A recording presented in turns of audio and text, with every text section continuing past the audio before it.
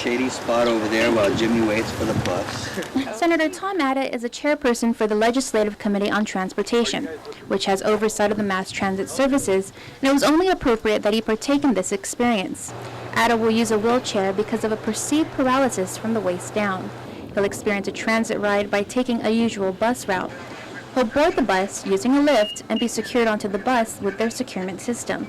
Joining him for the ride was Ginger Porter, who is from Guam Cedars. However, things did not go as planned. The lift on the bus jammed, preventing the doors from closing. The driver had to call in for another bus to not only pick up the senator, but also the other riders. After about 15 minutes, the second bus came, and it took a while for the wheelchair lift to get him safely aboard. The driver, with the assistance of Porter, had to properly secure Atta and the wheelchair with straps, which also took some time. When they try to go someplace, this is very typical, and the time that people have in their day, it has to be planned around transit if that's their mode of transportation. By the time the bus arrived at its destination, some of the riders had missed their connecting bus and had to wait for 2 more hours. Atta said the driver was extremely patient and commended her for being cordial throughout the whole experience.